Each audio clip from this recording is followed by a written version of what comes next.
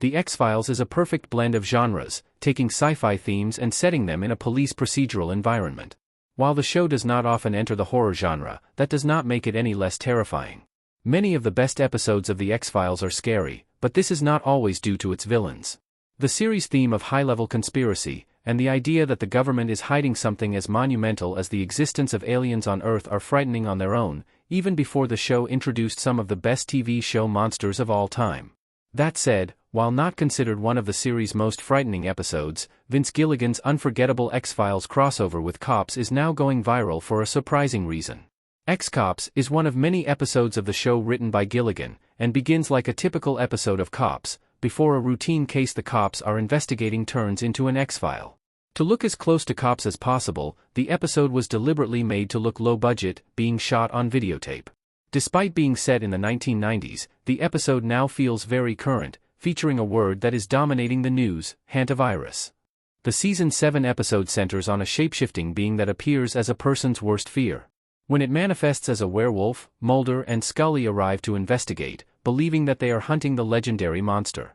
However, the being reveals itself to be much harder to pin down, taking the shape of several different things, including Freddy Krueger and, later, Hantavirus.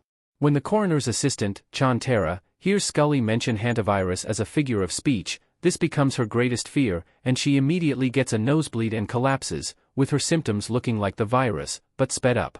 X-Cops was an episode that made the X-Files into a cult classic, showing that the writers were not afraid to take risks and reveal a sense of humor in a series that is usually very dark and disturbing. While it is a surprising and rather disconcerting coincidence that an outbreak of hantavirus is now occurring as there is a renewed spotlight on the show due to the upcoming reboot, this is not the first time that the show has referenced the future in a surprisingly accurate way. This is not the first X-Files episode to reference the future. Many sci-fi TV shows have predicted the future and its many technological advances. Star Trek is arguably one of the most famous examples, with Black Mirror being a close second, with most episodes offering a very disturbing what-if scenario linked to existing technology. With 11 seasons covering a wide range of themes and possibilities, The X-Files has also referenced future events many times. While the hantavirus scene was a relatively minor moment in X-Cops, The X-Files has also centered entire episodes around now familiar concepts that once felt far away.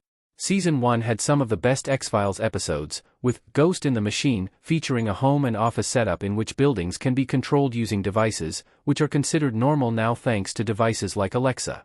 When the AI powering these controls turned rogue, the episode provided an uncomfortable glimpse at potential future issues linked to the use of and dependence on AI. This would not be the only time the concept was explored, with Season 11's AI-focused episode, Room 9 SBG 93ZXJZ. The later X-Files seasons might have dramatically dropped in quality, but this episode was a highlight. Still, even these are not the most disturbing coincidences in the X-Files legacy, with the pilot episode of the spin-off, The Lone Gunmen, featuring a plot in which a hacker sets a plane up to fly into the World Trade Center. This might have been considered a tasteless and inappropriate idea for a TV show, except for the fact that it aired 6 months before the 9/11 terror attack. The hantavirus reference from X-Cops may not be as shocking as The Lone Gunmen, but it is another surprising coincidence for the X-Files.